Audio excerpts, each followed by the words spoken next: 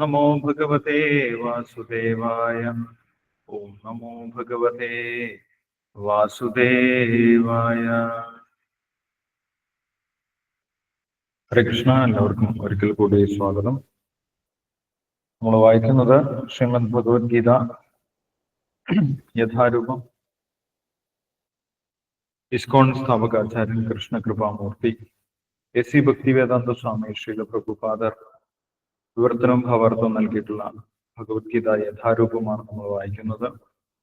അപ്പോൾ കഴിഞ്ഞ ദിവസങ്ങളായിട്ട് നമ്മൾ 11 അധ്യായങ്ങൾ ചർച്ച ചെയ്തിട്ടുണ്ടായിരുന്നു. ഇന്ന് നമുക്ക് 12ാമത്തെ അധ്യായം ഭക്തിയോഗം തുടങ്ങാം. കഴിഞ്ഞ അധ്യായത്തിൽ ഭഗവാൻ പറഞ്ഞതിന്റെ തുടർച്ച തന്നെയാണ് ഈ അധ്യായത്തിൽ. വിശ്വരൂപം എന്നുള്ള കഴിഞ്ഞ അധ്യായത്തിൽ 11ാമത്തെ അധ്യായത്തിൽ ഭഗവാൻ ഭക്തിയെ കുറിച്ച് പറഞ്ഞിട്ടുണ്ടായിരുന്നു അല്ലെ. ഭഗവാന്റെ രൂപം, ഭഗവാന്റെ ത്രിഭുജ രൂപത്തിൽ ഭഗവാനെ ദർശിക്കണമെങ്കിൽ ഭക്തി മാത്രമേ വഴിയുള്ളൂ, മറ്റൊരു വഴിയുമില്ല എന്ന് ഭഗവാൻ വളരെ കൃത്യമായിട്ട് കഴിഞ്ഞ അധ്യായത്തിന്റെ അവസാനത്തിൽ പറഞ്ഞിട്ടുണ്ടായിരുന്നു. ഭക്ത്യാ ത്വനന്യയാ ശക്യ അഹമേവം വിധോർജുന ജ്ഞാതും ദ്രഷ്ടും ച തത്വേന പ്രവേഷ്ടും ച പരന്തപ. ഭക്തിമാർഗത്തിലൂടെ മാത്രമേ ഭഗവാനെ ഈ രൂപത്തിൽ, ഭഗവാൻ അർജുനോട് പറയുന്നതാണ്. ഈ രൂപത്തിൽ എന്ന് പറയുന്നത് ഭഗവാൻ ശ്രീകൃഷ്ണ രൂപത്തിലാണ് അർജുനന്റെ മുന്നിൽ നിൽക്കുന്നത്. ആ രൂപത്തിൽ ഭഗവാനെ ദർശിക്കണമെങ്കിൽ ഭക്തി മാത്രമേ വഴിയുള്ളൂ എന്ന് ഭഗവാൻ പറഞ്ഞിട്ടുണ്ടായിരുന്നു. ഭക്ത്യാ ത്വനന്യയാ ശക്യ അഹമേവം വിധോർജുന ജ്ഞാതും ദ്രഷ്ടും ച തത്വേന പ്രവേഷ്ടും ച പരന്തപ. ഭഗവാനെ കുറിച്ച് അറിയുന്നതിനും ഭഗവാന്റെ രൂപം ദർശിക്കുന്നതിനും ഭഗവാന്റെ അടുത്തേക്ക് തിരിച്ചു പോകുന്നതിനും ഭക്തി മാത്രമേ വഴിയുള്ളൂ, മറ്റൊരു വഴിയുമില്ല എന്ന് കഴിഞ്ഞ അധ്യായത്തിൽ 54ാമത്തെ ശ്ലോകത്തിൽ ഭഗവാൻ പറയുന്നുണ്ട്. അതിനുശേഷം ഭഗവാന്റെ നിർദ്ദേശമാണ് മത് കർമ്മകൃൻ മത് പരമോ മത് ഭക്ത സംഘവർജിത നിർവൈര സർവഭൂതേഷു യസമാമേതി പാണ്ഡവ. ഭഗവാന് വേണ്ടി പ്രവർത്തിക്കുക. മത് കർമ്മകൃൻ മത് പരമോ, ഭഗവാനെ ജീവിതത്തിന്റെ ലക്ഷ്യമാക്കി മാറ്റുക. മത് ഭക്ത, ഭഗവാന്റെ ഭക്തനായിട്ട് മാറുക. സംഘവർജിത, ഭഗവാനിൽ വിശ്വാസമില്ലാത്തവരിൽ നിന്നുള്ള കൂട്ടുകെട്ട് ഒഴിവാക്കുക. നിർവൈര സർവഭൂതേഷു, എല്ലാ ജീവാത്മാക്കളോടും എല്ലാ ജീവജാലങ്ങളോടും സുഹൃത് ഭാവത്തിൽ പെരുമാറുക. അവരോടൊക്കെ കാരുണ്യം കാണിക്കുക. അവർക്കും ഭഗവാനെ കുറിച്ചുള്ള കാര്യങ്ങൾ പറഞ്ഞു കൊടുക്കുക. ഇങ്ങനെ പ്രവർത്തിക്കുന്ന ഒരു ഭക്തൻ ഭഗവാന്റെ അടുത്തേക്ക് തിരിച്ചു പോകാൻ യോഗ്യനാണ് എന്നാണ് കഴിഞ്ഞ അധ്യായത്തിലെ അവസാനത്തിലെ ശ്ലോകത്തിൽ ഭഗവാൻ പറയുന്നത്. 55ാമത്തെ ശ്ലോകത്തിൽ പറയുന്നത് യസമാമേതി പാണ്ഡവ, ആ വ്യക്തി, ആ ഭക്തൻ എൻ്റെ അടുത്തേക്ക് തിരിച്ചു വരുന്നു എന്നാണ് ഭഗവാൻ പറഞ്ഞിട്ടുള്ളത്. ആ ഭക്തിയോഗത്തിനെ കുറിച്ചുള്ള സംശയമാണ് അർജുനൻ ചോദിക്കുന്നത്. ഭക്തിയോഗത്തെ കുറിച്ച് കൂടുതൽ വിശദമായിട്ട് ഭഗവാനിൽ നിന്നും ശ്രവിക്കുന്നതിന് വേണ്ടി, ഭഗവാനിൽ നിന്നും കേൾക്കുന്നതിന് വേണ്ടി ഭക്തിയോഗത്തെ കുറിച്ച് തന്നെയാണ് ഈ അധ്യായത്തിൽ, 12ാമത്തെ അധ്യായത്തിൽ അർജുനൻ ചോദിക്കുന്നത്. ആദ്യത്തെ ചോദ്യം അർജുനന്റെ ചോദ്യമാണ്. ഏവം സതതയുക്തായേ ഭക്താ ത്വാം പരിഭാസതേ യേ ഛാപി അക്ഷരം അവ്യക്തം തേഷാം കേ യോഗവിത്തമാ. രണ്ട് വിധത്തിൽ ഭഗവാനെ സമീപിക്കാൻ ശ്രമിക്കുന്ന ആളുകളുണ്ട്. ഒന്ന്, നേരിട്ട് ഭഗവാന്റെ രൂപത്തെ ആരാധിക്കുന്ന ഭഗവാന്റെ ഭക്തന്മാർ, ഭഗവാന്റെ വിഗ്രഹാരാധന, ഭഗവാന്റെ നാമം, രൂപം, ഗുണം, ലീലകൾ, ഇതിലൊക്കെ വിശ്വസിക്കുന്ന ഭഗവാന്റെ ഭക്തന്മാർ. മറ്റൊന്ന്, വേദങ്ങളിൽ പറഞ്ഞിട്ടുള്ള ഭഗവാന്റെ അവ്യക്തിഗത ബ്രഹ്മത്തിൽ വിശ്വസിക്കുന്ന ആളുകൾ. അവർ ഭഗവാന്റെ രൂപത്തിലോ ഭഗവാൻ ഒരു വ്യക്തിയാണ് എന്നോ വിശ്വസിക്കുന്നില്ല. അവർ വിചാരിക്കുന്നത് ഈശ്വരൻ എന്ന് പറയുന്നത് അല്ലെങ്കിൽ പരമസത്യം എന്ന് പറയുന്നത് ബ്രഹ്മമാണ്, വ്യക്തിയല്ലാത്ത ബ്രഹ്മമാണ്, എല്ലായിടത്തും നിറഞ്ഞു നിൽക്കുന്ന സർവം ഖലിതം ബ്രഹ്മ, എല്ലാം ബ്രഹ്മമാണ് എന്നവർ പറയുന്നു. അങ്ങനെ അവ്യക്തമായിട്ട് ഭഗവാനെ ആരാധിക്കുന്നവരാണ്, ഭഗവാന്റെ നാമരൂപ ഗുണങ്ങളിലൊക്കെ വിശ്വസിച്ച് ഭഗവാന്റെ വിഗ്രഹാരാധന ചെയ്ത് ഭഗവാനെ സേവിക്കുന്നവരാണ്. ആരാണ് ഏറ്റവും ഉയർന്നു നിൽക്കുന്നത്, ആരാണ് ഉത്തമന്മാർ എന്നാണ് അർജുനൻ ഇവിടെ ഒന്നാമത്തെ ശ്ലോകത്തിൽ ചോദിക്കുന്നത്. ഏവം സതതയുക്തായേ ഭക്താ സ്വാം പരിഭാസത്തെ യേ ചാപ്യ അക്ഷരം അവ്യക്തം തേഷാം കേ യോഗ വിത്തമ. നമുക്ക് അതിന്റെ വിവർത്തനം ഭാവാർത്ഥം വായിച്ചതിന് ശേഷം ഡിസ്കസ് ചെയ്യാം. ഒന്നാമത്തെ ശ്ലോകം വായിച്ചു. ഹരേ കൃഷ്ണ. യെസ്, വായിച്ചോളൂ മാതാജി. ഹരേ കൃഷ്ണ. ഓം നമോ ഭഗവതേ വാസുദേവായ. ഓം നമോ ഭഗവതേ വാസുദേവായ. ഓം നമോ ഭഗവതേ വാസുദേവായ. അധ്യായം 12 ഭക്തിയോഗം. അർജുന ഉവാച ഏവം സതതയുക്തായേ ഭക്താസ്ത്വാം പര്യുപാസതേ യേ ചാപ്യം അക്ഷരം അവ്യക്തം തേഷാം കേ യോഗവിത്തമാഃ.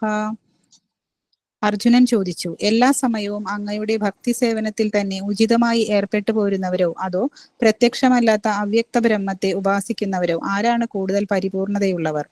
ഭാവാർത്ഥം. ശ്രീല പ്രഭുപാദിക്ക് ജയ്. വ്യക്തിനിഷ്ഠവും അവ്യക്തിഗതവും വിശ്വാസാത്മകവുമായതിനെ കുറിച്ചും എല്ലാം കൃഷ്ണൻ വിവരിച്ചു കഴിഞ്ഞു. എല്ലാ തരത്തിലുമുള്ള ഭക്തന്മാരെയും യോഗികളെയും എടുത്തു പറഞ്ഞു. പൊതുവെ ആധ്യാത്മികവാദികൾ രണ്ടു വിധമാണ്, അവ്യക്തിഗതവാദികളും വ്യക്തിഗതവാദികളും. വ്യക്തിഗതവാദിയായ ഭക്തൻ തന്റെ സർവശക്തിയും ഉപയോഗിച്ച് പരമപുരുഷന്റെ സേവനത്തിൽ ഏർപ്പെടുന്നു. അവ്യക്തിഗതവാദികളും സേവനത്തിൽ ഏർപ്പെടുന്നുണ്ട്, നേരിട്ട് കൃഷ്ണനെ സേവിക്കുന്നതിലല്ല, അവ്യക്തമായ നിരാകാര ബ്രഹ്മത്തെ ധ്യാനിക്കുന്നതിലാണ് ഏർപ്പെട്ടിരിക്കുന്നത് എന്ന് മാത്രം. പരമസത്യത്തെ സാക്ഷാത്കരിക്കാൻ ഉതകുന്ന വിവിധ പ്രക്രിയകളിൽ വെച്ച് ഭക്തിയോഗം, ഭക്തിയുത സേവനം തന്നെ ഉത്തമമെന്ന് ഈ അധ്യായം ചൂണ്ടിക്കാട്ടുന്നു. പരമദിവ്യോത്തമ പുരുഷനായ ഭഗവാന്റെ സഹവാസം ഇച്ഛിക്കുന്നവർ ഭക്തിയുത സേവനത്തിൽ ഏർപ്പെടണം. ഭക്തിപൂർവം ഭഗവാനെ നേരിട്ട് ആരാധിക്കുന്നവരെ വ്യക്തിത്വവാദി എന്നും അറിയപ്പെടുന്നു. വ്യക്തിശൂന്യ ബ്രഹ്മത്തെ ധ്യാനിക്കുന്നവർ വ്യക്തിശൂന്യവാദികളാണ്. ഏത് നിലപാട് ശ്രേഷ്ഠമെന്നാണ് അർജുനൻ ചോദിക്കുന്നത്. നിരപേക്ഷ തത്വ സാക്ഷാത്കാരത്തിന് വിവിധ മാർഗങ്ങളുണ്ട്. അവയിൽ ഭക്തിയോഗമാണ് സർവോത്കൃഷ്ടമെന്ന് ഈ അധ്യായത്തിൽ കൃഷ്ണൻ സൂചിപ്പിക്കുന്നു. ഈശ്വര സ്വാമീപ്യത്തിന് ഏറ്റവും പ്രയാസം കുറഞ്ഞതും ഋജുവായതുമായ വഴിയാണിത്. ജീവസത്ത ഈ ഭൗതിക ശരീരമല്ലെന്നും ഒരു ആത്മീയ സ്ഫുലിംഗമാണെന്നും ഭഗവത്ഗീതയുടെ 2-ാം അധ്യായത്തിൽ ഭഗവാൻ പ്രസ്താവിച്ചിട്ടുണ്ട്. നിരപേക്ഷ തത്വമാകട്ടെ ആധ്യാത്മിക പൂർണതയുമാണ്. ജീവസത്ത പരിപൂർണതയുടെ വിഭിന്നാംശമാണെന്നും അതുകൊണ്ട് ആ പൂർണതയിൽ മാത്രം ശ്രദ്ധ കേന്ദ്രീകരിക്കണമെന്നും 7-ാം അധ്യായത്തിൽ ഉപദേശിക്കുന്നു. ദേഹത്യാഗം ചെയ്യുമ്പോൾ കൃഷ്ണനെ സ്മരിക്കുന്ന പക്ഷം ഏതൊരാൾക്കും ഉടനെ പരവ്യോമത്തിലുള്ള ശ്രീകൃഷ്ണധാമത്തിൽ എത്താൻ കഴിയുമെന്ന് 8-ാം അധ്യായത്തിലും പറഞ്ഞിരിക്കുന്നു. സഹൃദയസ്ഥനായ കൃഷ്ണനെ കുറിച്ച് സദാ ചിന്തിച്ചുകൊണ്ടിരിക്കുന്ന ഭക്തനാണ് എല്ലാ യോഗികളെക്കാളും ഉത്തമനെന്ന് 6-ാം അധ്യായത്തിന്റെ അവസാനത്തിൽ ഭഗവാൻ സ്പഷ്ടമായി പറയുന്നു. യഥാർത്ഥത്തിൽ ഓരോ അധ്യായവും ഓരോ നിഗമനത്തിലാണ് എത്തിക്കുന്നത്. കൃഷ്ണന്റെ വ്യക്തിഗത രൂപത്തോടായിരിക്കണം ഭക്തി, അതാണ് അത്യുത്കൃഷ്ടമായ ആത്മീയ സാക്ഷാത്കാരം. കൃഷ്ണന്റെ വ്യക്തിഗത രൂപത്തിൽ ആസക്തരാവാത്തവരുമുണ്ട്. ഭഗവത്ഗീതയ്ക്ക് വ്യാഖ്യാനം എഴുതുമ്പോൾ പോലും വായനക്കാരുടെ ശ്രദ്ധയെ കൃഷ്ണനിൽ നിന്ന് അകറ്റി വ്യക്തിശൂന്യ ബ്രഹ്മ ജ്യോതിസിലേക്ക് നയിക്കത്തക്ക വിധം കൃഷ്ണന്റെ രൂപത്തോട് അനാസക്തരാണവർ. നിരപേക്ഷ തത്വത്തിന്റെ ഇന്ദ്രിയാതീതവും അവ്യക്തവുമായ വ്യക്തിശൂന്യ രൂപത്തെ ധ്യാനിക്കാൻ അവരിഷ്ടപ്പെടുന്നു. അങ്ങനെ ആധ്യാത്മികവാദികളിൽ 2 വിഭാഗങ്ങളുണ്ട്. ഇതിൽ ഏതാണ് പരിപൂർണമെന്നും ഏതു പ്രക്രിയയ്ക്കാണ് പ്രയാസം കുറയുകയെന്നും അർജുനൻ അറിയണം. മറ്റൊരു വിധത്തിൽ കൃഷ്ണന്റെ വ്യക്തിഗത രൂപത്തോട് ആഭിമുഖ്യമുണ്ടാകയാൽ തന്റെ നിലപാട് വ്യക്തമാക്കുകയാണ് അർജുനൻ ഇവിടെ ചെയ്യുന്നത്. വ്യക്തിശൂന്യ ബ്രഹ്മത്തിൽ അദ്ദേഹം ആസക്തനല്ല. തന്റെ നിലപാട് ശരിയാണോ എന്നറിയാൻ അദ്ദേഹം ആഗ്രഹിക്കുന്നു. ഭഗവാന്റെ വ്യക്തിഗതമായ ആവിഷ്കാരം ഭൗതിക ലോകത്തിലായാലും ആധ്യാത്മിക ലോകത്തിലായാലും ശരി, ധ്യാനത്തെ സംബന്ധിച്ചിടത്തോളം ഒരു വിഷമ പ്രശ്നമാണ്.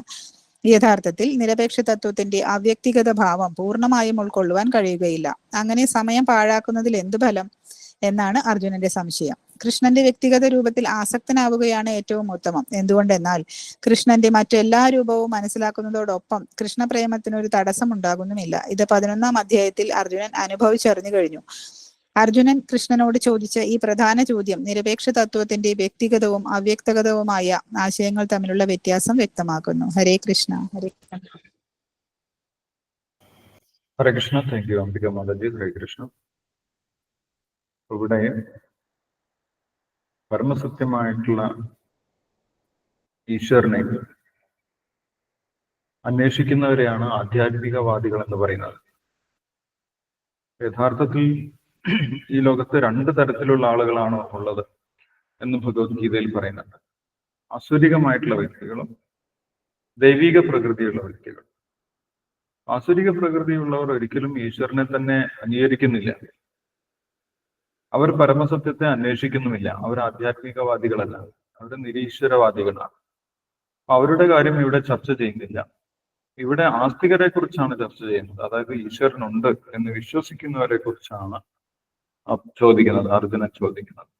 അപ്പം ഈശ്വരനുണ്ട്, ഈശ്വരനെ അന്വേഷിക്കുന്നവരിൽ തന്നെ പ്രധാനമായിട്ട് രണ്ട് വിഭാഗമാണ് ഉള്ളത് എന്നിവിടെ ഭാവാർത്ഥത്തിൽ ശ്രീല പ്രഭുപാദർ പറയുന്നു. ഒന്ന് വ്യക്തിഗതവാദികളും മറ്റൊന്ന് അവ്യക്തിഗതവാദികളും.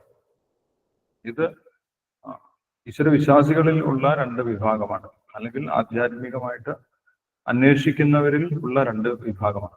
പരമസത്യം എന്താണ് എന്ന് അന്വേഷിക്കുന്നവരാണ് ആധ്യാത്മികവാദികൾ. അപ്പൊ പരമസത്യം ഒരു വ്യക്തിയാണ് എന്ന് മനസ്സിലാക്കി ആ വ്യക്തിയുടെ നാമരൂപ ഗുണ ലീലകളെ, പരമപുരുഷനായിട്ടുള്ള ഭഗവാൻ ശ്രീകൃഷ്ണന്റെ നാമരൂപ ഗുണ ലീലകളെ ആരാധിക്കുന്ന വ്യക്തികളാണ് വ്യക്തിത്വവാദികൾ അല്ലെങ്കിൽ വ്യക്തിഗതവാദികൾ. പക്ഷെ പരമസത്യം ബ്രഹ്മമാണ്, അതൊരു വ്യക്തിയല്ല, എല്ലായിടത്തും നിറഞ്ഞു നിൽക്കുന്ന ഒരു ബ്രഹ്മം എന്ന് പറഞ്ഞിട്ടുള്ള ഒരു വസ്തുവാണ് എന്ന് ചിന്തിക്കുന്നവരാണ് അവ്യക്തിഗതവാദികൾ എന്ന് പറയുന്നത്. അപ്പൊ ഇങ്ങനെ ഈശ്വര വിശ്വാസമുള്ളവരിൽ അല്ലെങ്കിൽ ആധ്യാത്മിക അന്വേഷണം നടത്തുന്നവരിൽ പരമസത്യം എന്താണ് എന്നറിയാൻ താല്പര്യപ്പെടുന്നവരിൽ രണ്ട് വിഭാഗമുണ്ട് എന്ന് നമുക്ക് മനസ്സിലാക്കാൻ സാധിക്കും. അപ്പോൾ അവരിലെ ആരാണ് ശ്രേഷ്ഠരായിട്ടുള്ളവർ എന്നാണ് അർജുനൻ ചോദിച്ചിട്ടുള്ളത്. ഇപ്പൊ ഇവിടെ ശ്രീല പ്രഭുപാദൻ ഭഗവത്ഗീതയെ അടിസ്ഥാനമാക്കിയാണ് ഉത്തരം നൽകുന്നത്. ആ ചോദ്യത്തിന്റെ വിശദീകരണം പറയുന്നത് ഭഗവത്ഗീതയുടെ എല്ലാ അധ്യായങ്ങളും ഒരേ നിഗമനത്തിലേക്കാണ് എത്തുന്നത് എന്നാണ് പറയുന്നത്. ഭഗവത്ഗീതയുടെ ഓരോ അധ്യായവും ഒരേ നിഗമനത്തിലേക്കാണ് എത്തിക്കുന്നത്. അപ്പൊ ഭഗവത്ഗീതയിലെ ഓരോ അധ്യായം വ്യത്യസ്ത നിഗമനത്തിലേക്കല്ല എത്തിക്കുന്നത്, ഒരേ ഒരു ലക്ഷ്യത്തിലേക്കാണ് എത്തിക്കുന്നത്. എന്താണ് ഒരേ ഒരു ലക്ഷ്യം? കൃഷ്ണന്റെ വ്യക്തിഗത രൂപത്തോടായിരിക്കണം ഭക്തി. അതാണ് അത്യുത്കൃഷ്ടമായ ആത്മീയ സാക്ഷാത്കാരം. ഭഗവാന്റെ വ്യക്തി രൂപത്തിലേക്കാണ് എല്ലാ അധ്യായങ്ങളും ഭഗവത്ഗീതയിലെ എല്ലാ അധ്യായങ്ങളും നമ്മളെ എത്തിക്കുന്നത് എന്നാണ് പറയുന്നത്. അതിന് ചില ഉദാഹരണങ്ങളും ശ്രീല പ്രഭുപാദർ പറയുന്നുണ്ട്. രണ്ടാമത്തെ അധ്യായത്തിൽ ഭഗവാനെ കുറിച്ച് നേരിട്ട് പറയുന്നില്ല. രണ്ടാമത്തെ അധ്യായത്തിൽ ജീവനും ശരീരവും തമ്മിലുള്ള വ്യത്യാസമാണ് പറയുന്നത്. ജീവൻ എന്ന് പറയുന്നത് ഈ ശരീരമല്ല, രണ്ടും വ്യത്യസ്തമാണ്. ജീവൻ ഒരിക്കലും നശിക്കുന്നില്ല, ശരീരം മാത്രമേ നശിക്കുന്നുള്ളൂ. അന്തബന്ധ ഇമേ ദേഹ നിത്യസ്യോക്ത ശരീരം. ശരീരം നശിച്ചു, ജീവൻ ഒരിക്കലും നശിക്കുന്നില്ല. ശരീരത്തിൽ ഇരുന്ന് ശരീരത്തിനെ നിയന്ത്രിക്കുന്ന വ്യക്തിയാണ് ജീവൻ. ദേഹിനോസ്മിൻ യഥാ ദേഹേ. ദേഹം വേറെയാണ്, ദേഹത്തിനെ നിയന്ത്രിക്കുന്ന ദേഹി വേറെയാണ്. ഇതാണ് രണ്ടാമത്തെ അധ്യായത്തിൽ പറയുന്നത്. പിന്നീട് ഏഴാമത്തെ അധ്യായത്തിൽ ഭഗവാനെ എപ്പോഴും ആരാധിക്കുക, എപ്പോഴും ഒരു ജീവാത്മാവിന്റെ മനസ്സിൽ ഭഗവാനെ കുറിച്ചുള്ള ചിന്തയാണ് ഉണ്ടാകേണ്ടത്. ഭഗവാനിലാണ് ഒരു വ്യക്തിയുടെ മനസ്സ് കേന്ദ്രീകരിക്കേണ്ടത് എന്ന് ഏഴാമത്തെ അധ്യായത്തിൽ ആദ്യത്തെ ശ്ലോകത്തിൽ തന്നെ പറയുന്നത് അല്ലെ. മയ്യാസക്ത മനാപാർത്ഥ യോഗം യുജ്ജൻ മതാശ്രയം അസംശയം സമഗ്രം മാം യഥാന്യാസുതി തച്ഛു. മയ്യ ആസക്തമന, നിന്റെ മനസ്സ് എന്നിൽ കേന്ദ്രീകരിക്കുക എന്നാണ് ഭഗവാൻ പറയുന്നത്. അപ്പോൾ ജീവൻ ഭഗവാന്റെ അംശമാണ്. അതുകൊണ്ട് ജീവന്റെ ധർമ്മം എന്താണ്? ഭഗവാനിൽ ശ്രദ്ധ കേന്ദ്രീകരിക്കുക, മനസ്സ് ഭഗവാനിലേക്ക് ആസക്തമാക്കുക, കേന്ദ്രീകരിക്കുക എന്നുള്ള നിർദ്ദേശം ഏഴാമത്തെ അധ്യായത്തിൽ പറയുന്നുണ്ട്. അതിന്റെ മുന്നേ തന്നെ ആറാമത്തെ അധ്യായത്തിന്റെ അവസാനം, ആറാമത്തെ അധ്യായത്തിൽ 47-ാമത്തെ ശ്ലോകം, അവസാനത്തെ ശ്ലോകത്തിൽ തന്നെ ഭഗവാൻ ഏറ്റവും ഉത്തമനായിട്ടുള്ള യോഗിയെ കുറിച്ച് പറയുന്നു. ഏറ്റവും ഉയർന്ന യോഗി അല്ലെ? അതാരാണ്? യോഗിനാമപി സർവേഷാം മദ്ഗതേന അന്തരാത്മന ശ്രദ്ധാവാൻ ഭജതേ യോമാം സമേ യുക്തതമോ മത. ശ്രദ്ധാവാൻ ഭജതേ യോമാം, എന്നെ വിശ്വാസപൂർവം ഹൃദയത്തിൽ ആരാധിക്കുന്ന വ്യക്തിയാണ് ഏറ്റവും ഉന്നതനായിട്ടുള്ള യോഗി എന്ന് ഭഗവാൻ അവിടെ പറയുന്നത്. അപ്പം അവിടെ ഒരു അവ്യക്തതയെ ആരാധിക്കുന്ന വ്യക്തിയല്ല ഏറ്റവും ഉന്നതനായിട്ടുള്ള യോഗിയായി പറഞ്ഞിട്ടുള്ളത്. ഇവിടെ നേരത്തെ തന്നെ അർജുനന്റെ ചോദ്യത്തിന് ഉത്തരം ഇൻഡയറക്റ്റ് ആയിട്ട് ഭഗവാൻ 6-ാമത്തെ അധ്യായത്തിൽ തന്നെ പറഞ്ഞിട്ടുണ്ട്. യോഗിനാമപി സർവേഷാം മദ്ഗതേന അന്തരാത്മന ശ്രദ്ധാവാൻ ഭജതേയോ മാം, എന്നെ ആരാധിക്കുന്നവൻ തന്നെയാണ് ഏറ്റവും ഉന്നതനായിട്ടുള്ള യോഗി എന്നവിടെ ഭഗവാൻ പറഞ്ഞിട്ടുണ്ട്. അത് കുറച്ചുകൂടി വ്യക്തമായിട്ട് ഇവിടെ ഭഗവാൻ വിശദീകരിച്ച് പറഞ്ഞു തരുന്നു എന്ന് മാത്രം. അപ്പം ഈ ശ്ലോകത്തിലും അർജുനൻ ചോദിച്ചിട്ടുള്ളത് യോഗിമാരിൽ യോഗവിത്തമാണ്. യേ ചാപി അക്ഷരം അവ്യക്തം തേഷാം കെ യോഗവിത്തമാണ്. യോഗിമാരിൽ ഏറ്റവും ശ്രേഷ്ഠൻ ആരാണ് എന്ന് തന്നെയാണ് ചോദിച്ചിട്ടുള്ളത്. അപ്പോൾ 6-ാമത്തെ അധ്യായത്തിന്റെ അവസാനത്തിൽ തന്നെ അത് പറഞ്ഞിട്ടുണ്ട്. ഭഗവാന്റെ രൂപം മനസ്സിൽ ധ്യാനിക്കുന്ന വ്യക്തിയാണ് യോഗിമാരിൽ ശ്രേഷ്ഠൻ. 7-ാമത്തെ അധ്യായത്തിന്റെ ആദ്യത്തിൽ തന്നെ പറഞ്ഞു നമ്മുടെ മനസ്സ് ഭഗവാനിലാണ് കേന്ദ്രീകരിക്കേണ്ടത്. അങ്ങനെ ജീവിതകാലം മുഴുവൻ മനസ്സ് ഭഗവാനിൽ തന്നെ കേന്ദ്രീകരിക്കാൻ 8-ാമത്തെ അധ്യായത്തിലും ഭഗവാൻ പറഞ്ഞു. ആ മനുസ്മര യുദ്ധേച്ച, ഭഗവാനെ സ്മരിച്ചുകൊണ്ട് കർമ്മങ്ങൾ ചെയ്യണം. അവസാന കാലത്തും ഭഗവാനെ സ്മരിക്കണം എന്ന് പറയുന്നത്. അന്തകാലേച്ച മാമേവ സ്മരൻ മുക്ത്വാ കളയവ യപ്രയാതി സമദ്ഭാവം യാതി നാസ്ത്യത്ര സംശയ. 8-ാമത്തെ അധ്യായത്തിനെ കുറിച്ചും ഇവിടെ ശ്രീല പ്രഭാകർ പറയുന്നുണ്ട്. കൃഷ്ണനെ സ്മരിക്കുന്ന പക്ഷം, ദേഹത്യാഗം ചെയ്യുമ്പോൾ കൃഷ്ണനെ സ്മരിക്കുന്ന പക്ഷം ഏതൊരാൾക്കും ഉടനെ പരവ്യോമത്തിലുള്ള ശ്രീകൃഷ്ണധാമത്തിലെത്താൻ കഴിയുമെന്ന് 8-ാം അധ്യായത്തിലും പറഞ്ഞിരിക്കുന്നു. 8-ാം അധ്യായത്തിന് 5-ാമത്തെ ശ്ലോകത്തിൽ ആണ് ഇത് പറയുന്നത്. അന്ധകാലേശ മാമേവ സ്മരൻ മുക്ത കളയവരം യപ്രയാതി സമദ്ഭാവം യാതി നാസ്ത്യത്ര സംശയം. അവസാന കാലത്ത് ഭഗവാനെ സ്മരിച്ചുകൊണ്ട് മറ്റൊന്നിനെയും അല്ല സ്മരിക്കേണ്ടത്, ഭഗവാന്റെ രൂപത്തിനെയാണ് സ്മരിക്കേണ്ടത്. അവിടെ വളരെ വ്യക്തമാണ്. അവ്യക്തമായിട്ടുള്ള എന്തിനെങ്കിലും സ്മരിക്കാനുള്ള നിർദ്ദേശമല്ല ഭഗവാൻ നൽകുന്നത്. ഭഗവാനെ നേരിട്ട് സ്മരിക്കാനാണ് ഭഗവാൻ പറയുന്നത്. അന്തകാലേച്ച മാമേവ, എന്നെ മാത്രം എന്നാണ് ഭഗവാൻ പറയുന്നത്. മാമേവ സ്മരൻ മുക്ത്വാ കളയവരം യപ്രയാതി സമദ്ഭാവം യാതി നാസ്ത്യത്ര സംശയം. അത് 8-ാമത്തെ അധ്യായത്തിൽ പറയുന്നതാണ്. പിന്നീട് 9-ാമത്തെ അധ്യായത്തിലും ഭഗവാൻ നിർദ്ദേശിക്കുന്നത് 34-ാമത്തെ ശ്ലോകത്തിൽ മന്മനാഭവ മദ്ഭക്തോ മധ്യാജി മാം നമസ്കുരു. മനസ്സിൽ ഭഗവാനെ കുറിച്ച് എപ്പോഴും ചിന്തിക്കുക, ഭഗവാന്റെ ഭക്തനായി തീരുക, ഭഗവാനെ നമസ്കരിക്കുക. അപ്പോൾ നമുക്ക് ഭഗവാനെ നമസ്കരിക്കണമെങ്കിൽ ഭഗവാൻ തീർച്ചയായിട്ടും ഒരു വ്യക്തിയായിരിക്കണം, അല്ലെ? വ്യക്തിയല്ലാത്ത ഒരു വ്യക്തിയെ നമ്മൾ ഒരു രൂപമില്ലാത്ത ഒരു വ്യക്തിയെ നമ്മൾക്ക് ഒരിക്കലും നമസ്കരിക്കാൻ സാധിക്കുകയില്ല. ചില ആളുകൾ പറയും നിങ്ങൾ ഈശ്വരന്റെ മുന്നിൽ മാത്രമേ നമസ്കരിക്കാൻ പാടുള്ളൂ എന്ന് പറയും. എന്നിട്ട് അവർ തന്നെ പറയും ഈശ്വരന് രൂപമില്ല എന്ന് പറയും. അത് രണ്ടും നടക്കാത്ത കാര്യമാണ്. ഈശ്വരന് രൂപമുണ്ടെങ്കിലേ ഈശ്വരന്റെ മുന്നിൽ നമസ്കരിക്കാൻ സാധിക്കും. ഞങ്ങൾ ഈശ്വരന്റെ മുന്നിൽ മാത്രമേ നമസ്കരിക്കുകയുള്ളൂ, ഞങ്ങൾ വേറെ ആരുടെയും മുന്നിൽ നമസ്കരിക്കുകയില്ല എന്നാണ് അവർ പറയുന്നത്. എന്നിട്ട് അവർ പറയും ഈശ്വരന് രൂപമില്ല. പക്ഷെ അത് ശരിയായിട്ടുള്ള ഒരു സിദ്ധാന്തമല്ല. ഈശ്വരന്റെ രൂപമുണ്ടെങ്കിൽ മാത്രമേ നമുക്ക് ഈശ്വരന്റെ മുന്നിൽ മാത്രം നമസ്കരിക്കാൻ സാധിക്കൂ. അപ്പൊ ഇവിടെ വളരെ വ്യക്തമാണ്, ഈശ്വരന് രൂപമുണ്ട്, ഈശ്വരന്റെ മുന്നിൽ നമസ്കരിക്കാൻ തന്നെയാണ് ഭഗവാനും പറയുന്നത്. ഭഗവാന്റെ മുന്നിൽ നമസ്കരിക്കാനാണ് പറയുന്നത്. അങ്ങനെ 9-ാമത്തെ അധ്യായത്തിൽ പറയുന്നു. 10-ാമത്തെ അധ്യായത്തിൽ അർജുനൻ തന്നെ പറയുന്നുണ്ട് ഭഗവാൻ ഒരു വ്യക്തിയാണ്, ഭഗവാൻ പുരുഷനാണ് എന്ന് പറയുന്നത്, അല്ലെ? 10-ാമത്തെ അധ്യായത്തിൽ 11-12 ശ്ലോകങ്ങളിൽ അർജുനൻ ഭഗവാനെ കുറിച്ച് പറയുന്നു. അർജുനൻ എന്താണ് ഭഗവാനെ കുറിച്ച് മനസ്സിലാക്കിയത്? പരം ബ്രഹ്മ പരം ധാമ പവിത്രം പരമം ഭവാൻ പുരുഷം ശാശ്വതം ദിവ്യം ആദിദേവം അജം വിഭം. അർജുനൻ പറയുന്നതൊക്കെ ആ വ്യക്തിയെ കുറിച്ചാണ്, ഭഗവാൻ ശ്രീകൃഷ്ണൻ എന്നുള്ള ഒരു വ്യക്തിയെ കുറിച്ചാണ്. പുരുഷം, ബ്രഹ്മമാണെങ്കിൽ പുരുഷം എന്ന് പറയേണ്ട ആവശ്യമില്ല, അല്ലെ? പരമസത്യം ബ്രഹ്മമാണെങ്കിൽ, പരമസത്യം പരബ്രഹ്മമാണെന്ന് അർജുനൻ ആദ്യം തന്നെ പറഞ്ഞു. പരം ബ്രഹ്മ പരം ധാമ പവിത്രം പരമം ഭവാൻ എന്നാണ് പറഞ്ഞത്. പരംബ്രഹ്മമാണ്. ആ പരംബ്രഹ്മം എന്താണ്? പുരുഷനാണ് എന്ന് പറഞ്ഞു. അതൊരു വ്യക്തിയാണ്, അതൊരു വസ്തുവല്ല. ബ്രഹ്മം എന്ന് കേൾക്കുന്ന സമയത്ത് നമുക്കൊരു വസ്തുവിനെയാണ് ചിന്തിക്കാൻ സാധിക്കുന്നത്. പക്ഷെ അർജുനൻ വളരെ വ്യക്തമായിട്ട് പറഞ്ഞിട്ടുണ്ട്, പുരുഷം അതൊരു വ്യക്തിയാണ്.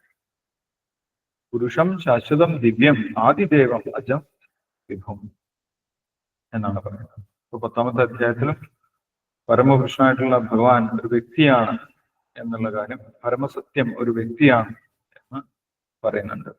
ആ പരബ്രഹ്മം എന്ന് പറയുന്നത് വ്യക്തിയാണ്. ആ ഭഗവാനിലാണ് ബ്രഹ്മവും അടങ്ങിയിരിക്കുന്നത്.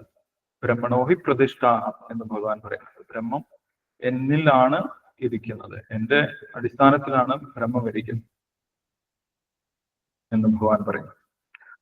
അപ്പോൾ ഇങ്ങനെ ഓരോ അധ്യായം നമ്മൾ നോക്കുന്ന സമയത്തും അത് ഒരേ നിഗമനത്തിലേക്കാണ് എത്തുന്നത് എന്നാണ് പറയുന്നത്. യഥാർത്ഥത്തിൽ ഓരോ അധ്യായവും ഒരേ നിഗമനത്തിലാണ് എത്തിക്കുന്നത്.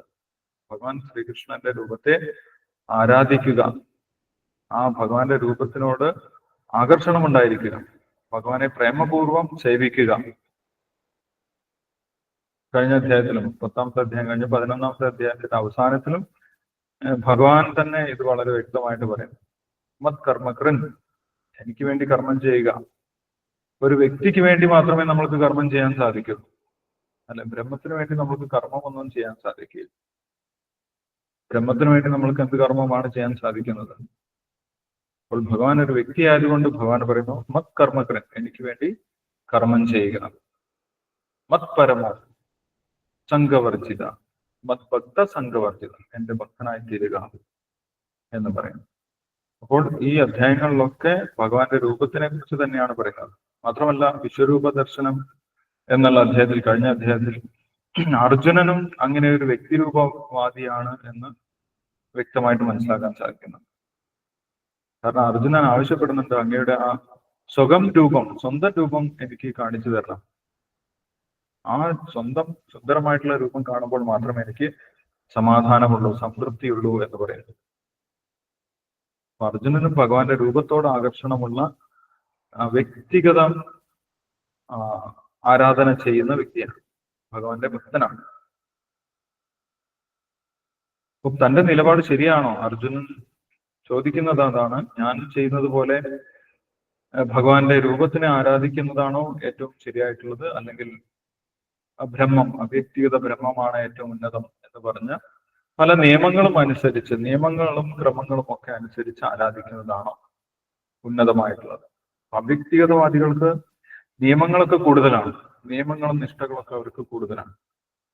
കാരണം എന്താണ്? പരമമായിട്ടുള്ള സത്യം, പരമസത്യം ഭഗവാൻ ഒരു വ്യക്തിയാണെന്ന് അവർക്ക് മനസ്സിലായിട്ടില്ല. അതുകൊണ്ട് പല നിയമങ്ങളും അനുസരിച്ച് അവര് പരമസത്യത്തിലേക്ക് അടുക്കാൻ കഠിനമായിട്ട് ശ്രമിച്ചുകൊണ്ടിരിക്കുകയാണ്. അപ്പോൾ അതിലേതാണ് കൂടുതൽ ശരി എന്നാണ് ഇവിടെ അർജുനൻ ചോദിച്ചിട്ടുള്ളത്. ഈ ഭാവാർത്ഥത്തിന്റെ അവസാനത്തിൽ ശിലപ്രഭാതരം പറയുന്നുണ്ട്, കൃഷ്ണന്റെ വ്യക്തിഗത രൂപത്തിൽ ആസക്തനാവുകയാണ് ഏറ്റവും ഉത്തമം. എന്തുകൊണ്ടെന്നാൽ കൃഷ്ണന്റെ മറ്റെല്ലാ രൂപവും മനസ്സിലാക്കുന്നതോടൊപ്പം കൃഷ്ണപ്രേമത്തിന് ഒരു തടസ്സം ഉണ്ടാകുന്നില്ല. ഭഗവാൻ ശ്രീകൃഷ്ണന്റെ രൂപത്തെ ആരാധിച്ചു കഴിഞ്ഞാലുള്ള ഗുണം എന്താണ്? അത് വളരെ എളുപ്പമാണ്. നേരിട്ട് ഭഗവാനെ ആരാധിക്കാം. മാത്രമല്ല ഭഗവാന്റെ രൂപത്തിൽ തന്നെ മറ്റെല്ലാ ഭഗവാന്റെ രൂപങ്ങളും വിസ്തരണങ്ങളും ഒക്കെ അടങ്ങിയിട്ടുമുണ്ട്. അതുകൊണ്ട് നമ്മൾ വേറെ വേറെ രൂപങ്ങളെ ആരാധിക്കേണ്ട ആവശ്യമില്ല. കാരണം ഭഗവാനാണ് എല്ലാ രൂപങ്ങളുടെയും ഉറവിടം. അഹം ആദിരഹി ദേവാനാം എന്ന് ഭഗവാൻ പറയും. മാത്രമല്ല അഹം സർവസ്യ പ്രഭുവോ എന്ന് ഭഗവാൻ പറയും. എല്ലാ രൂപങ്ങളുടെയും ഉറവിടം ആര് തന്നെയാണ്? ഭഗവാൻ ശ്രീകൃഷ്ണൻ തന്നെയാണ്. അപ്പൊ ഭഗവാൻ ശ്രീകൃഷ്ണന്റെ രൂപത്തെ ആരാധിച്ചു കഴിഞ്ഞാൽ ഭഗവാന്റെ എല്ലാ രൂപങ്ങളെയും ആരാധിക്കുന്നതിന് തുല്യമാണ്. ആ ഒരു കാര്യം ശിലപ്രഭാതർ ഇവിടെ ഭാവാർത്ഥത്തിൽ പറയുന്നത്. അടുത്ത ശ്ലോകത്തിൽ ഭഗവാൻ അർജുനന്റെ ചോദ്യത്തിന് മറുപടി പറയുന്നതാണ്. ശ്രീ ഭഗവാൻ വാച മയ്യാവേശ്യമനോ യേമാം നിത്യയുക്ത ഉപാസതേ ശ്രദ്ധയാ പരയോ വേദാസ് തേ മേ യുക്തതമാ മതാഃ. വിവർത്തനം വായിച്ചോളൂ. ഹരേ കൃഷ്ണ പ്രഭുജി. ശിവരാം പ്രഭു. ഹരേ കൃഷ്ണ. ഓം നമോ ഭഗവതേ വാസുദേവായ. ഓം നമോ ഭഗവതേ വാസുദേവായ. ഓം നമോ ഭഗവതേ വാസുദേവായ. ശ്രീ ഭഗവാനുവാച മയ്യാവേശമനോ യേ മാം നിത്യയുക്താ ഉപാസതേ സദയാ ഭയോ വേദാം തേ മേ യുക്തതമാ മതാഃ. പരമദിവ്യോത്തമ പുരുഷൻ പറഞ്ഞു, എന്റെ വ്യക്തിരൂപത്തിൽ തന്നെ മനസ്സുറപ്പിച്ച് അതീന്ദ്രിയമായ ദൃഢവിശ്വാസത്തോടെ എല്ലായ്പ്പോഴും എന്നെ ആരാധിക്കുന്നതിൽ മുഴുകിയിരിക്കുന്നവരാണ് ഏറ്റവും പരിപൂർണതയുള്ളവരെന്ന് ഞാൻ കരുതുന്നു. ഭാവാർത്ഥം: തന്റെ വ്യക്തിരൂപത്തിൽ മനസ്സിനെ ഏകാഗ്രീകരിച്ച് ഭക്തിശ്രദ്ധകളോട് ആരാധിക്കുന്നവരാണ് യോഗത്തിൽ പൂർണ്ണത കൈവരിച്ചവരാ എന്ന് അർജുനന്റെ ചോദ്യത്തിന് വ്യക്തമായി കൃഷ്ണൻ ഉത്തരം നൽകുന്നു. അങ്ങനെ കൃഷ്ണാവബോധമുറച്ച ഒരാൾക്ക് ഭൗതിക പ്രവർത്തനങ്ങളിൽ അല്ല, അയാൾ എല്ലാം കൃഷ്ണാർപ്പണമായാണ് ചെയ്യുന്നത്. ശുദ്ധ ഭക്തൻ എല്ലായ്പ്പോഴും കൃഷ്ണോപാസനയിൽ ഏർപ്പെട്ടിരിക്കും. ചിലപ്പോൾ അയാൾ ജപിക്കുന്നു, കൃഷ്ണനെ കുറിച്ച് കേൾക്കുകയോ വായിക്കുകയോ ചെയ്യുന്നു. ചിലപ്പോൾ പ്രസാദം പാകം ചെയ്യുന്നു, ചന്തയിൽ പോയി കൃഷ്ണന് വേണ്ടി സാധനങ്ങൾ വാങ്ങുന്നു. ചിലപ്പോൾ ക്ഷേത്രമോ പാത്രങ്ങളോ കഴുകി വെടിപ്പാക്കുന്നു. എന്തുതന്നെ ചെയ്യുന്നതും കൃഷ്ണന് വേണ്ടിയാണ്. കൃഷ്ണൻ അർപ്പിക്കപ്പെടാത്ത കർമ്മങ്ങളിൽ ഏർപ്പെട്ട് ഒരു നിമിഷം പോലും അയാൾ പാഴാക്കുകയില്ല. ഇപ്രകാരമുള്ള പ്രവർത്തനം തന്നെയാണ് ശരിയായ സമാധി. ഹരേ കൃഷ്ണ. ഓം നമോ ഭഗവതേ വാസുദേവായ. ഹരേ കൃഷ്ണ. ഹരേ കൃഷ്ണ പ്രഭുജി. ഹരേ കൃഷ്ണ. Thank U Sivaraman പ്രഭുജി. ഹരേ കൃഷ്ണ. ഇവിടെ ഭഗവാൻ വളരെ വ്യക്തമായിട്ട് പറയുന്നുണ്ട്, മയ്യാവേശ മനോയേമാം നിത്യയുക്ത ഉപാസത്തെ ശ്രദ്ധയാ പരയോഭേദാസ്തേമേ യുക്തതമാ മതാഃ. ഭഗവാനിൽ ആസക്തനായിട്ട് ഭഗവാന് വേണ്ടി സേവനം ചെയ്യുന്ന വ്യക്തി തന്നെയാണ് നിത്യയുക്ത ഉപാസത്തെ ശ്രദ്ധയാ പരയോഭേദാസ്തേമേ യുക്തതമാ മതാഃ. ആ വ്യക്തിയാണ് ഏറ്റവും ഉന്നതമായിട്ടുള്ള യോഗി എന്ന് ഭഗവാൻ പറയും. അപ്പൊ ഭഗവാനിൽ ആസക്തനായി എന്ന് പറഞ്ഞു കഴിഞ്ഞാൽ ഭഗവാന്റെ നാമരൂപ ഗുണലീലകളിൽ ആസക്തനായിട്ട് ഭഗവാന്റെ നാമം, ഭഗവാന്റെ രൂപം, ഭഗവാന്റെ ഗുണങ്ങൾ, ഭഗവാന്റെ ലീലകൾ, ഇതൊക്കെ ഭഗവാൻ എന്നുള്ള ആ വ്യക്തിയുടെ, ഭഗവാൻ ശ്രീകൃഷ്ണന്റെ ഗുണഗണങ്ങളാണ്. അതിൽ ആസക്തമായിട്ട് ഭഗവാനെ നിരന്തരം സേവിക്കുന്ന നിത്യയുക്ത ഉപാസത്തെ. അപ്പൊ ഭഗവാൻ ഒരു വ്യക്തിയാകുമ്പോൾ മാത്രമേ നമ്മൾക്ക് ഭഗവാന് വേണ്ടി കർമ്മങ്ങൾ ചെയ്യാൻ സാധിക്കൂ. അല്ലെ, ഒരു വ്യക്തിയോട് മാത്രമേ നമ്മൾക്ക് സ്നേഹം ഉണ്ടാവുകയുള്ളൂ, അല്ലെങ്കിൽ ആരാധന ഉണ്ടാവുകയുള്ളൂ, അല്ലെങ്കിൽ പ്രേമം ഉണ്ടാവുകയുള്ളൂ. ഒരു വസ്തുവിനോട് നമ്മൾക്ക് ആരാധനയോ പ്രേമമോ ഒന്നും ഉണ്ടാവുകയില്ല. അല്ലെങ്കിൽ ഒരു വസ്തുവിന് വേണ്ടി നമ്മൾക്ക് പ്രവർത്തനങ്ങൾ സമർപ്പിക്കാൻ സാധിക്കുകയില്ല. ഒരു വ്യക്തിക്ക് മാത്രമാണ് നമുക്ക് പ്രവർത്തനങ്ങൾ സമർപ്പിക്കാൻ സാധിക്കുക. അപ്പോൾ ഭഗവാനെ ഒരു വ്യക്തിയായിട്ട് മനസ്സിലാക്കി, ഭഗവാന്റെ നാമം മനസ്സിലാക്കി, ഭഗവാന്റെ രൂപത്തിൽ ആകർഷിതരായി, ഭഗവാന്റെ ഗുണഗണങ്ങൾ മനസ്സിലാക്കി, ഭഗവാന്റെ ലീലകൾ ആസ്വദിച്ച് ഭഗവാന് വേണ്ടി പ്രവർത്തിക്കുന്ന ഭക്തന്മാരാണ് ഏറ്റവും ഉന്നതരായിട്ടുള്ള യോഗിമാർ എന്ന് ഭഗവാൻ ഇവിടെ പ്രഖ്യാപിക്കുകയാണ്. ആ ഭക്തി യോഗിമാർ തന്നെയാണ് ഏറ്റവും ഉന്നതരായിട്ടുള്ള യോഗിമാർ, അതിനൊരു സംശയമില്ല എന്ന് ഭഗവാൻ ഇവിടെ വ്യക്തമാക്കുകയാണ്. മയ്യാസക്ത മനോയേമാം നിത്യയുക്ത ഉപാസത്തെ, അവരാണ് ഏറ്റവും ഉയർന്നു നിൽക്കുന്നത് എന്ന് പറയും. ഇനി അടുത്ത ശ്ലോകങ്ങളിൽ ഭഗവാൻ പറയുന്നുണ്ട്, അവ്യക്തിഗത ബ്രഹ്മത്തെ ആരാധിക്കുന്നവരും പരമസത്യത്തെയാണ് അന്വേഷിക്കുന്നത്. അല്ലെ, പരമസത്യം എന്താണ് എന്ന് അന്വേഷിക്കുന്നവരാണ് അവ്യക്തിഗത ബ്രഹ്മത്തിനെ ആരാധിക്കുന്നവർ, അല്ലെങ്കിൽ അതിനെ അറിയാൻ ശ്രമിക്കുന്നവർ, അല്ലെങ്കിൽ വ്യത്യസ്ത നിയമങ്ങളും നിഷ്ഠകളും ഒക്കെ അനുസരിച്ച് കഠിന തപസ്സിലൂടെ ആ ബ്രഹ്മം എന്താണ് എന്ന് അറിയാൻ ശ്രമിക്കുന്നവർ. ഇപ്പൊ പരമമായിട്ടുള്ള സത്യം ഭഗവാൻ ആയതുകൊണ്ട്, പരമസത്യത്തിനെ അന്വേഷിക്കുന്നത് കൊണ്ട് ഇവരും അവസാനം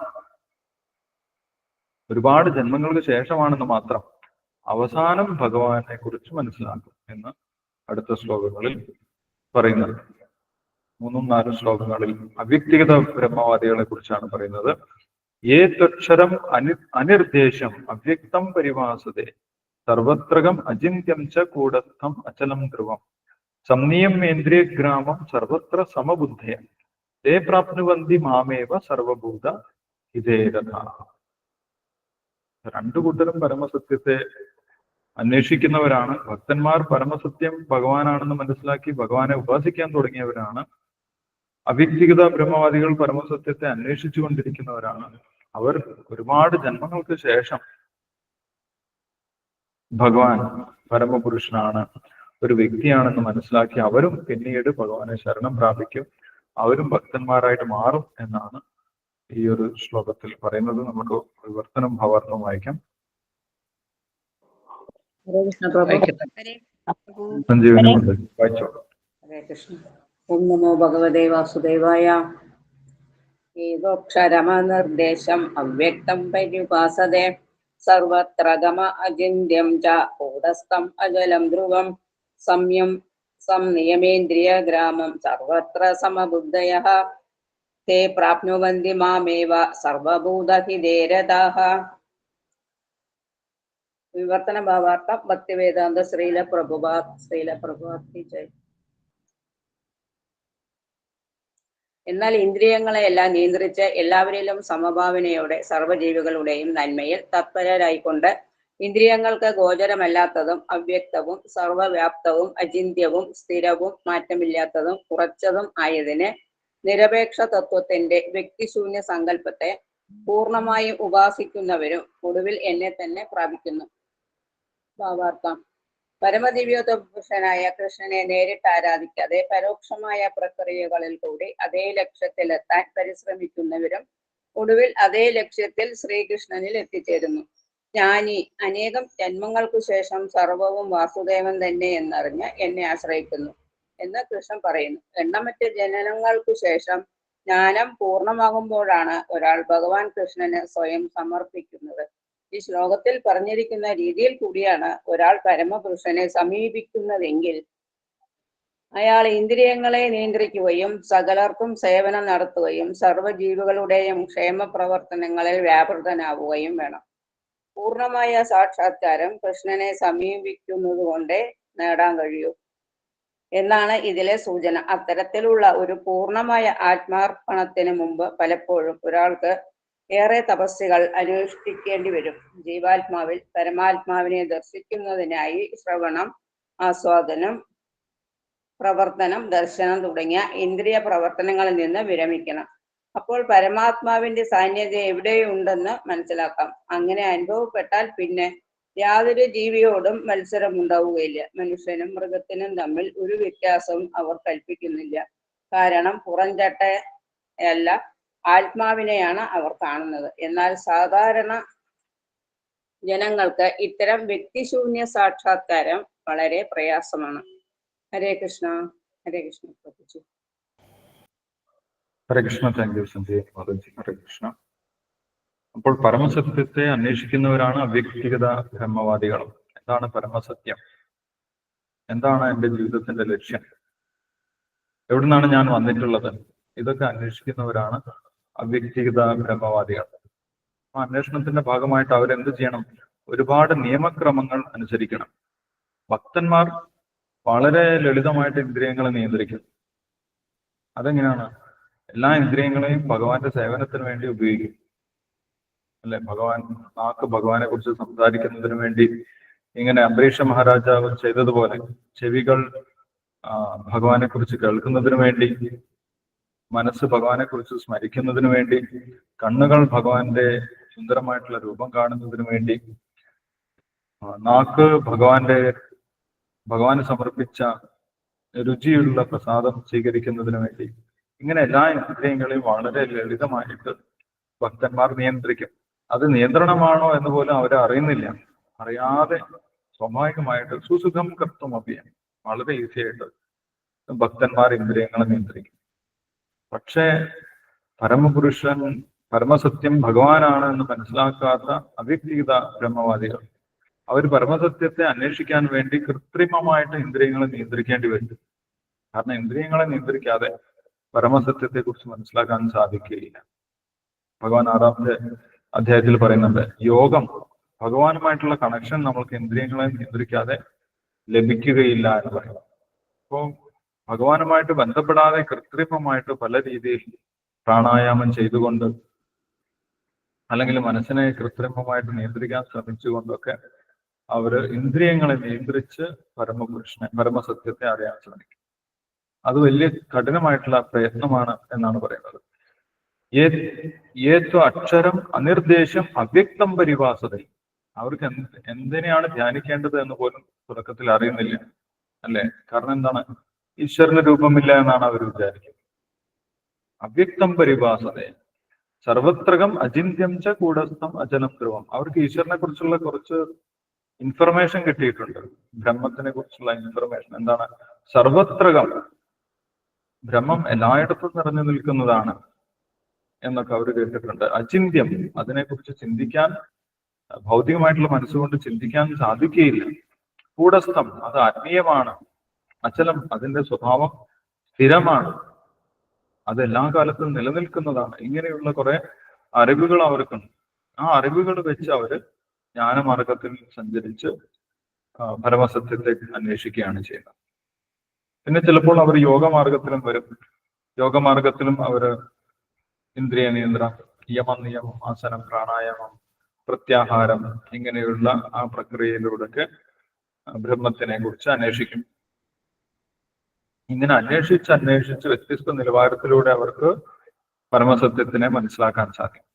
ആദ്യത്തെ നിലവാരത്തിൽ ബ്രഹ്മം, ഈശ്വരൻ ബ്രഹ്മമാണ്, എല്ലായിടത്തും നിറഞ്ഞു നിൽക്കുന്നതാണ് എന്നുള്ള സത്യം അവർക്ക് മനസ്സിലാക്കും. ഒരിക്കലും നശിക്കാത്തതാണ് എന്നൊക്കെ മനസ്സിലാവും. പിന്നീട് അടുത്ത നിലവാരത്തിൽ പരമാത്മാവ് രൂപത്തിൽ ഭഗവാൻ ഇരിക്കുന്നുണ്ട് എന്ന് മനസ്സിലാവും. എല്ലാവരുടെയും ഹൃദയത്തിൽ ഭഗവാൻ പരമാത്മ രൂപത്തിൽ ഇരിക്കുന്നുണ്ട് എന്ന് മനസ്സിലാക്കും. പരമാത്മ സാക്ഷാത്കാരം ലഭിക്കും. ഇതൊക്കെ ഒരുപാട് ജന്മങ്ങൾക്ക് ശേഷമാണ് ലഭിക്കുന്നത്. പിന്നീടാണ് ഏതെങ്കിലും ഭക്തന്റെ കാരുണ്യത്താൽ, ഈശ്വര സാക്ഷാത്കാരം യഥാർത്ഥത്തിൽ നേടിയ ഗുരുവിന്റെ കാരുണ്യം കൊണ്ട്, ഒരു ഗുരുവിനെ സമീപിച്ച് ആ ഗുരുവിൽ നിന്ന് കേൾക്കാനുള്ള വിനയം ഉണ്ടാകുന്ന സമയത്ത് തദ്വിദ്ധി പ്രണിപാതേന പരിപ്രശ്നേന സേവയാ ഉപദേശന്തിതേ ജ്ഞാനം ജ്ഞാനിന തത്വദർശന. ഭഗവാനെ കുറിച്ചുള്ള ജ്ഞാനം ആ വ്യക്തിക്ക് ലഭിക്കും ഒരുപാട് ജന്മങ്ങൾക്ക് ശേഷം. അങ്ങനെ ബഹൂനാം ജന്മനാം അന്തേ ജ്ഞാനവാൻ പ്രപദ്ധ്യത. ഒരുപാട് ജന്മങ്ങളിലൂടെ, ഒരുപാട് ജന്മത്തിൽ ജ്ഞാനമാർഗത്തിലൂടെ സഞ്ചരിക്കുന്ന ഒരു വ്യക്തി അവസാനം ഒരു ഭക്തന്റെ കാരുണ്യത്താൽ മനസ്സിലാക്കും. എന്താണ് മനസ്സിലാക്കുന്നത്? വാസുദേവ സർവമിതി, ഭഗവാൻ വാസുദേവനാണ്, എല്ലാറ്റിന്റെയും ഉറവിടം ഭഗവാൻ വാസുദേവനാണ് എന്ന് മനസ്സിലാക്കി വാസുദേവ സർവമിതി എന്ന് പറഞ്ഞിട്ട് ഭഗവാനെ ശരണം പ്രാപിക്കും. അല്ലെ? ബഹൂനാം ജന്മനാം വന്ദേ ജ്ഞാനവാൻ മാം പ്രപദ്ധ്യതേ, ഭഗവാനെ ശരണം പ്രാപിക്കും. സ മഹാത്മാ സുദുർലഭ, അങ്ങനെയുള്ള മഹാത്മാക്കൾ സുദുർലഭ മഹാത്മാക്കളാണെന്ന് ഭഗവാൻ പറയുന്നു. അപ്പൊ ഇവര് നേരത്തെ എന്തായിരുന്നു? ഇവര് നേരത്തെ ബ്രഹ്മവാദികളായിരുന്നു. പൂർവ്വജന്മത്തിൽ അവര് ഈശ്വരൻ ബ്രഹ്മമാണ് എന്നൊക്കെ വിചാരിച്ച് നടന്നിരുന്നവരാണ്. പിന്നീട് ഒരുപാട് ജന്മങ്ങൾക്ക് ശേഷമാണ് ഒരു ഗുരുവിന്റെ കീഴിൽ വന്ന് അവർ മനസ്സിലാക്കുന്നത്, ഭക്തന്റെ കാരുണ്യം കൊണ്ട് അവർ മനസ്സിലാക്കുന്നത് പരമപുരുഷൻ ഭഗവാൻ ശ്രീകൃഷ്ണനാണ് എന്നുള്ള കാര്യം. അപ്പൊ അങ്ങനെ അവർക്കും അവസാനം ഭഗവാനിൽ എത്തിച്ചേരാൻ സാധിക്കുമെന്നാണ് പറയുന്നത്. പരമസത്യത്തെ അന്വേഷിക്കുന്നത് കൊണ്ട് അവരും താഴോട്ട് പോകുന്നില്ല. അവർക്കും ക്രമേണ ഭഗവാൻ വിശ്വാസം കൊടുക്കും. എന്തുകൊണ്ടാണ് ക്രമേണ കൊടുക്കുന്നത്? കാരണം നേരിട്ട് ഭഗവാന്റെ രൂപത്തിൽ അവർക്ക് വിശ്വാസമില്ല. ഭഗവാൻ ഒരു വ്യക്തിയാണ് എന്നുള്ള കാര്യം അവർക്ക് പെട്ടെന്ന് വിശ്വസിക്കാൻ സാധിക്കുന്നത്. അതുകൊണ്ട് വളരെ പതുക്കെയാണ് അവരുടെ പുരോഗതി എന്നാണ് പറയുന്നത്. സംയമേന്ദ്രിയ ഗ്രാമം സർവത്ര സമബുദ്ധയ തേ പ്രാപ്നുവന്തി മാമേവ. അവരും അവസാനം എന്നിൽ തന്നെയാണ് എത്തിച്ചേരുന്നത്. കാരണം എന്താണ്? പരമസത്യം ഭഗവാനാണ്. പരമസത്യത്തെ അന്വേഷിക്കുന്നത് കൊണ്ട് അവസാനം അവർ ഭഗവാനിൽ തന്നെ എത്തിച്ചേരും. ഭഗവാൻ മറ്റൊരു സ്ഥലത്ത് പറയുന്നുണ്ട്, ഈ ലോകത്തിൽ എല്ലാവരും എന്നെയാണ് അന്വേഷിക്കുന്നത് എന്ന് പറയുന്നത്. ക്രമേണ ചില ആളുകൾ പെട്ടെന്ന് ഭഗവാനെ മനസ്സിലാക്കും, അങ്ങനെ നേരിട്ട് ഭഗവാനെ ആരാധിക്കും. ചില ആളുകൾ വളരെ സ്ലോ ആയിട്ടാണ് ഭഗവാനെ കുറിച്ച് മനസ്സിലാക്കുന്നത്, അല്ലെ? അതിന് മറ്റൊരു ഉദാഹരണം പറയുന്നത്, ഒരു ബിൽഡിങ്ങിന്റെ മുകളിലേക്ക് ചില ആളുകൾ ലിഫ്റ്റ് ഉപയോഗിച്ച് കയറി പോകും, ബുദ്ധിയുള്ള ആളുകൾ. ചില ആളുകൾ സ്റ്റെപ്പ് കയറിയിട്ടാണ്. രണ്ടു കൂട്ടർ എത്തിച്ചേരുന്നത് അവസാനം എവിടെയാണ്? ആ ബിൽഡിങ്ങിന്റെ മുകളിൽ തന്നെയാണ്. പക്ഷെ എടുക്കുന്ന സമയത്തിൽ വ്യത്യാസമുണ്ട്. ലിഫ്റ്റിൽ കയറിപ്പോയ ആളുകൾ പെട്ടെന്ന് എത്തും, മറ്റാളുകള് ഒരുപാട് സമയം കഴിഞ്ഞിട്ടാണ് എത്തുക. അവരുടെ ഊർജം കുറെ വേസ്റ്റ് ആവും, അവർ വലിയ ബുദ്ധിമുട്ടിയിട്ടാണ് അവിടെ എത്തിച്ചേരുന്നത്. ആ കാര്യം അടുത്ത ശ്ലോകത്തിൽ പറയുന്നുണ്ട്. അത് വലിയ അവ്യക്തമായിട്ടുള്ള ആരാധന വലിയ ബുദ്ധിമുട്ടാണ് എന്ന് ഭഗവാൻ അടുത്ത ശ്ലോകത്തിൽ പറയുന്നു. ക്ലേശോ അധികതരസ്തേഷാം അവ്യക്താസക്ത ചേതസാം അവ്യക്താഹി ഗതിർ ദുഃഖം ദേഹവത്തിർ അവാപ്യത. ക്ലേശോ അധികതരസ്തേഷാം, നേരിട്ട് ഭഗവാനെ അംഗീകരിച്ച് ഭഗവാനെ ആരാധിക്കുന്നതാണ് വളരെ ഈസി ആയിട്ടുള്ളത്, അതാണ് നേരായിട്ടുള്ള മാർഗം. പക്ഷേ ഭഗവാനെ അംഗീകരിക്കാൻ സാധിക്കാതെ വളഞ്ഞു മൂക്ക് പിടിക്കുന്നവർക്ക് വലിയ ബുദ്ധിമുട്ടാണ് എന്നുള്ള കാര്യം അടുത്ത ശ്ലോകത്തിൽ പറയുന്നുണ്ട്. അത് നമുക്ക് അടുത്ത ദിവസം വായിക്കാം. നമ്മൾക്ക് ഇവിടെ വായിച്ചതിൽ എന്തെങ്കിലും സംശയങ്ങൾ ഉണ്ടെങ്കിൽ ഡിസ്കസ് ചെയ്യാം. അതിനുശേഷം നമുക്ക് ശ്ലോകം വായിക്കാം. ഹരേ കൃഷ്ണ പ്രഭുവിനെ.